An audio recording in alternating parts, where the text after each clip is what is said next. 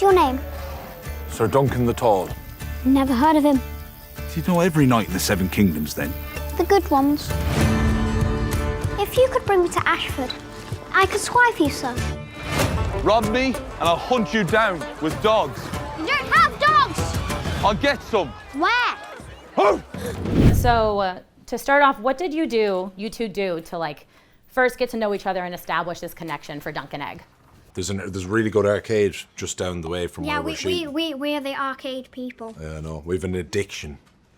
And we collect our tickets, so we've still got like a load of tickets. So Yeah. We have a plan this time to collect all the tickets and get like one of the massive prizes as well.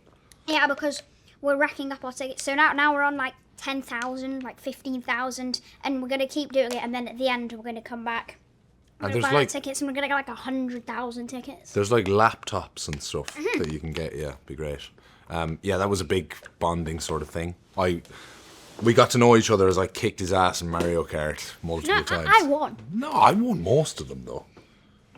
It was the basketball you were the best at. Yeah, no, I smashed you in. Yeah, I mean, I'm the best at getting tickets. And there's the Batman Joker air hockey thing. No, as well. I'm too good. You killed me in that the last day as well. Yeah. I love the I'm really good at getting tickets, and I get like jackpots for like every single thing. You know this now. He does. Like the hammer thing where you have to hit it, not too hard, not too soft. I swear, I get it every single time. Yeah, I have the punch and bag record as well, which is good. But yeah, that was the bonding experience. That's really fun. Games. And what makes A Knight of the Seven Kingdoms, these Hedge Knight stories, inherently more comedic, do you think? Well, it's like I found that when we started shooting as well, they were adamant about, it was going to have a different feel. And I think Dunk has a sort of a tendency to lean into the comedic, but not by choice, where he's just meeting a lot of different a diverse selection of different people, and he inherently has quite funny encounters with them just out of his own insecurity and anxiety and stuff. And we leaned into that as much as we possibly could. It's very funny. Yeah, it is. It's very funny. His just tremendously horrible way with women. He's terrible with women. He's so insecure and stuff, and it's quite funny to watch, isn't it? Mm-hmm. So I think we just kind of leaned into that as much, and we knew that we were going to have a sort of a different vibe. And I think a lot of it as well is, I said this before, but it's like you deal with so many highborn people and stuff like that, and I think it's more relatable for most audiences to see somebody like of the small folk and stuff, and yeah. I think you find sort of more comedy with those sort of interactions with small folk as well. So yeah. And there's lots of physical comedy in this too, by nature of your like height difference, and just like you're like bumping into door frames and everything. Was that like in the script, or was that an actual accident? The heightness. I had neck ache from looking up at Dunk the whole way through, because every time, like even if I'm here, I still have to go like that every single time. I do the scenes. I'm just like that, and by the end of it, I come home. I'm in bed, and my neck's just like that, and I'm just like, why are you so tall? I have neck ache from looking down at you as well. And I think they're just little additions that are thrown in as well. And like George and I are so close and have such a good relationship that the translation from book to screenplay was such a sort of a combined effort, and they wanted to have those kind of funny bits of physical comedy and stuff as well. When Egg first meets Dunk, how quickly does he know that he wants to squire for this guy? Like, how inspiring is he off the jump? Well, Egg, he just wants to get with someone. First of all, he doesn't really care who it is. He just wants to go with someone. So at first as well, he has like a feeling of, I think this is going to work, but also he just wants to go with someone straight away. And then he doesn't feel like he's going to have this massive thing and have a proper relationship with him. He just wants to go off. But then when they get together, and then when they spend more time together, they really bond and really make a good relationship.